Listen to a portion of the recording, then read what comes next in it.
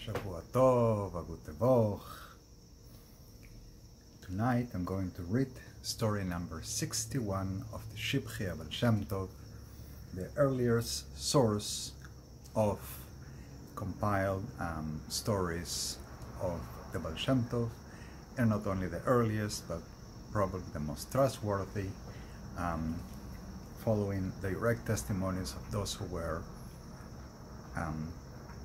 there in Mezdibush by the Baal Shem Tov. This story number 61 does not quote who it was heard from, although, following by the previous story, I would guess it was from the Rav of the community of Linitz. Maise sheratza haBaal Shem Tov linsua al haderech. This is a story when the Baal Shem Tov wanted to go out on the way, somewhere. And because it was the time for Kiddush Levana, he waited until the evening. Kiddush Levana, the sanctification of the moon, is done after the first sight of the new moon, 3 days or 7 days after the first sight, and it's done obviously in the evening. So the Baal Shem Tov waited until the evening in the city before going out in the way, in order to wait, do Kiddush Levana, and then go out in the way. When it was close to the time of Kiddush Levana,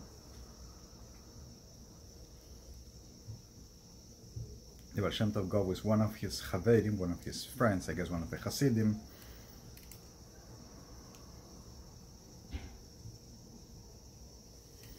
and the Baal Shem Tov brings him, and they see that the bridle, the piece of the horses is missing. The horses that will pull the carriage where the Baal Shem Tov is going to travel. The horses are connected to the are attached to the carriage, and with that you hold them, you control them. And they were supposedly ready to travel right after the Baal Shem Tov finishes Kiddush Levana. But the person who had stole them, a helper with the animals, had borrowed those objects in order to pawn them in exchange for some money that he needed for his Shabbos needs. Hence the name of the story, Ganav Shem Otzos Shabbos, the one who stole in the name of the needs for Shabbos, for Shabbat. So in order to buy his stuff, his basic food or whatever it was he needed for Shabbat, he had borrowed, but it wasn't really his property, so this man had taken that which wasn't his to pawn it in the hopes that he would be able to pay it back and recover them, and meanwhile have the money for his Shabbos, for his Shabbat. After Kiddush Levana,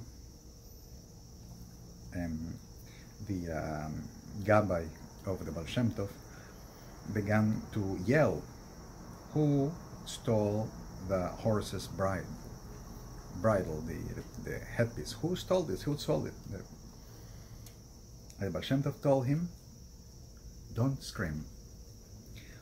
Take 18 big coins to so-and-so and redeem the horses' bridles. The one who stole this, the bridle from the horses, gave it to him. And don't mefarsem, don't announce, don't tell people about this. Just pay it back, take it, put it back in the horses, and let's go."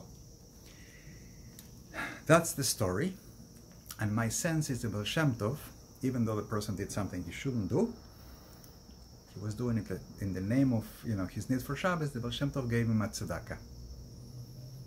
Not that stealing is the right thing, or taking that which doesn't belong to you is the right thing, but you need something for Shabbos, I'll find a way, behind the scenes to give it to you. And so the Baal Shem Tov really paid for this man's Shabbos needs,